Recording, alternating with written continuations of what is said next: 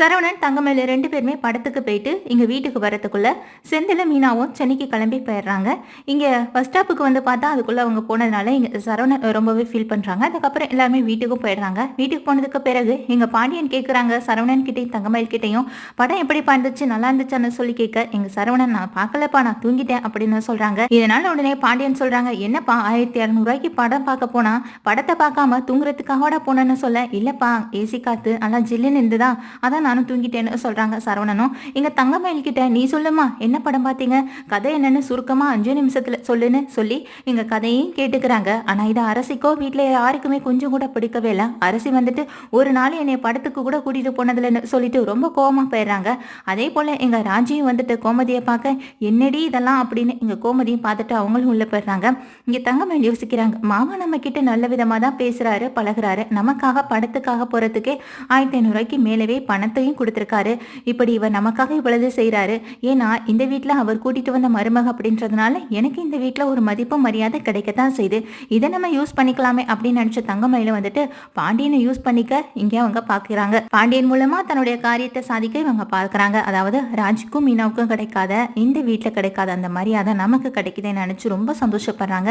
இதனால நம்ம ஆசைப்பட்டதெல்லாம் நிறைவேற்றிக்கலாம் அப்படின்னு நினைக்கிறாங்க. இதனால அடுத்த நாளே தங்கமயில் என்ன செய்யறாங்கன்னா, இவங்க கிச்சன்ல தான் ரொம்ப ஆர்வமா இருக்கிறதுனால கிச்சனுக்கு என்னென்ன பொருள் தேவையோ அதெல்லாம் இவங்க ஆசைப்பட்ட மாதிரி இவங்க ஆர்டர் பண்றாங்க. ஆர்டர் பண்ணி அதுல இவங்க தனக்கு தேவையான சில பொருட்களை சேர்த்து ஆர்டர் பண்ண அதெல்லாம் சேர்த்து எப்படியும் ஒரு 2000-3000 மேலே வந்துடுது.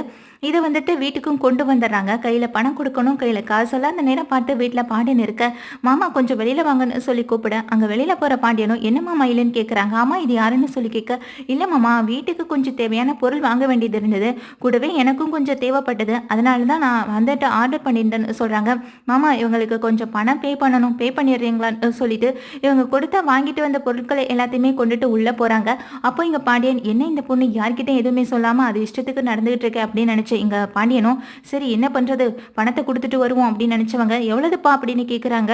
அதுவா 3500 சொன்ன உடனே இங்க பகீர்னு ஆகுது பாண்டியனுக்கு. 3500 அவ்வளவு காசுக்கு தங்கமயில் வேற என்னப்பா வாங்கினுச்சுன்னு சொல்லி கேட்க, அது என்னென்ன பொருள் அப்படின்ற விளக்கத்தை இங்க கொடுக்குறாங்க. அதெல்லாம் தான் ஏற்கனவே வீட்டுல இருக்கே, அதெல்லாம் ரொம்ப அவசியமா என்ன அப்படின்னு நினைச்சவங்க, சரிப்பா இந்த பொருள் எல்லாம் திரும்ப ரிட்டர்ன் கொண்டு போக முடியாதான்னு கேக்குறாங்க. இல்ல சார் அப்படியெல்லாம் கொண்டு போக முடியாதுன்னு இங்க வந்தவங்க சொல்ல வேற வழி இல்லாம பணத்தை கொடுத்துட்டு எங்க பாண்டியனை உள்ள வராங்க.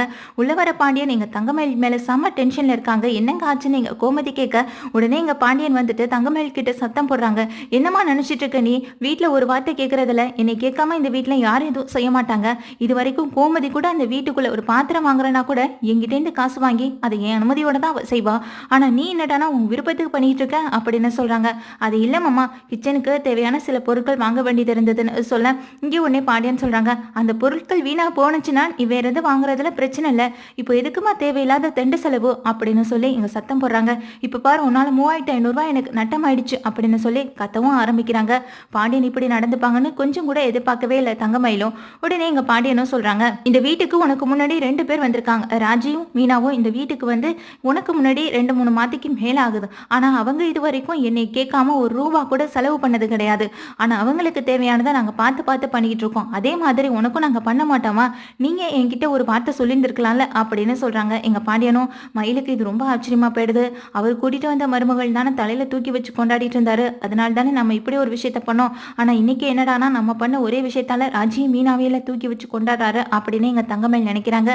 இங்க பாருமா இனிமே என்னை கேட்காம நீ எதுவும் செய்யக்கூடாதுன்னு எங்க மயிலை எச்சரிச்சுட்டு தான் போறாங்க பாண்டியனும். பாண்டியன் சொல்றதை கேட்டு ரொம்ப அதிர்ச்சியாய் நின்றுட்டு இருக்காங்க எங்க தங்கமயிலும்.